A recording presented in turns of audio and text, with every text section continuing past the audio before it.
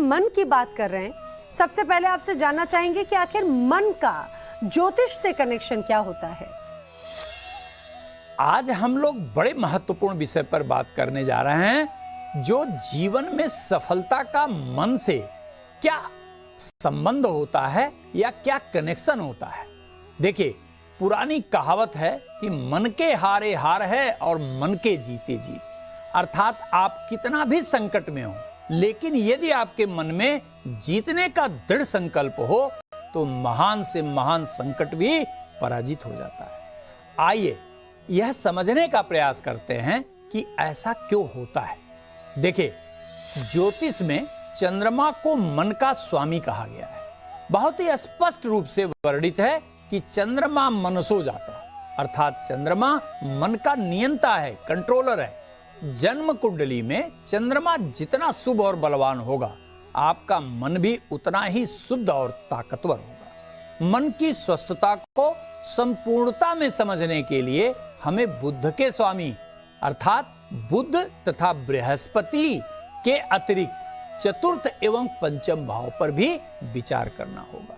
देखिए, बुद्धि का स्वामी बुध ग्रह होता है, जो मन के सही और गलत निर्णय को जांचता और परखता है। जैसे आपका मन जब कभी भी किसी गलत कार्य की तरफ बढ़ जाता है तो बुद्धि ही उसकी जांच कर उसे रोकती है। जैसे आपका मन कहे कि चलो शराब पीते हैं, तो बुद्धि तत्काल यह बताएगी कि शराब पीना गलत है। यदि आपके जन्म कुंडली में चंद्रमा, बुध, चतुर्थ एवं पंचम भाव दुर्बल हैं या किसी भी प्रकार से पापाक्रांत हैं, तो निश्चित समझ जाइए आपका लक्षण बिल्कुल ठीक नहीं होगा। किसी भी कार्य को लेकर या कोई भी कार्य आप करें, छोटी बात हो बड़ी बात हो, छोटी छोटी बातें आपको मन के दुर्बल होने पर आहत कर सकती है। छोटी सी अप्रिय घटना से आप विचलित हो सकते हैं। विषम परिस्थिति में, विपरीत परिस्थिति में किंग कर्तव्य विमूढ़ हो सकते हैं।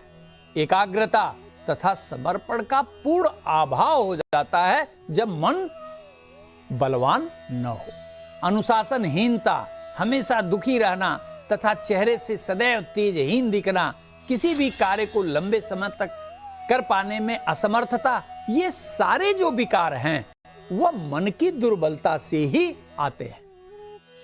आचार्य जी, हमारे साथ में दर्शन तो बताया और कमजोर मन के लक्षण भी बताए।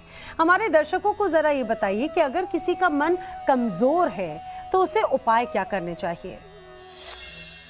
अब बात करते हैं कि यदि आपको जो लक्षण हमने बताए वह आपके अंदर विद्यमान है, अर्थात मन आपका दुर्बल है, तो इसे ठीक कैसे किया जाए। सबसे पहले कुंडली में यह देखना होगा कि चंद्रमा निर्बल है क्यों। इसके निर्बलता का प्रमुख 3 आधार होता है। अब हम लोग इसके निर्बलता के आधार के साथ साथ इसे बलवान बनाने का अचूक उपाय भी जानेंगे।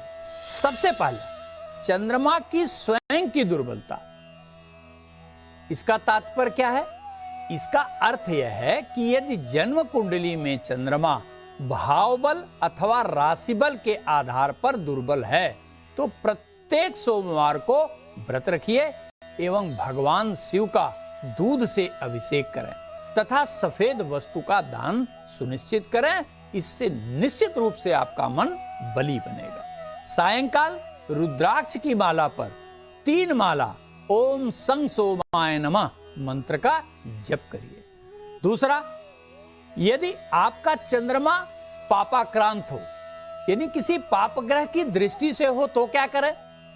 यदि जन्म कुंडली पर कहीं से भी चंद्रमा पर आपके पाप ग्रह की दृष्टि है, तो मन सदैव दुखित रहेगा या आपके मन में दुर्बलता हमेशा महसूस होगी।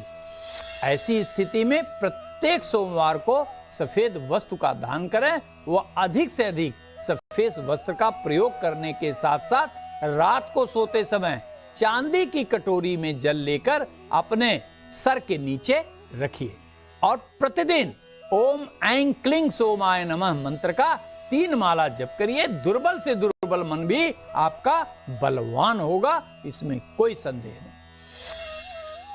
तो आगे हम मन को मजबूत करने वाले और भी उपाय आचार्य जी से जानेंगे। अगर चंद्रमा पाप ग्रह से युति कर रहा है तो क्या उपाय होने चाहिए? देखिए, चंद्रमा की पक्ष बलहीनता या पाप ग्रह से युति हो जाए तो इस स्थिति से बचने के लिए क्या करें? प्रत्येक माह की पूर्णिमा को व्रत रहे तथा सायंकाल चंद्र दर्शन के समय अर्घ देकर घर के बड़ों को प्रणाम करिए तथा एक अन्न का भोजन ग्रहण करिए और प्रतिदिन ओम चंद्रशेखराय नमः मंत्र का जप करने से चंद्रमा निश्चित ही मजबूत होगा, इसमें कोई संदेह नहीं। इसके साथ यदि नियमित रूप से भगवान श्री गणेश के ओम गौरी पुत्र विनायका नमः मंत्र का जप करें तो अद्भुत फायदा होगा। इससे मन और बुद्धि दोनों ही सात्विक होगी एवं बलवती होगी। आचार्य जी, वो लोग भी इंतजार कर रहे हैं जिनका जन्मदिन है, आपसे जानेंगे ये पूरा वर्ष उनके लिए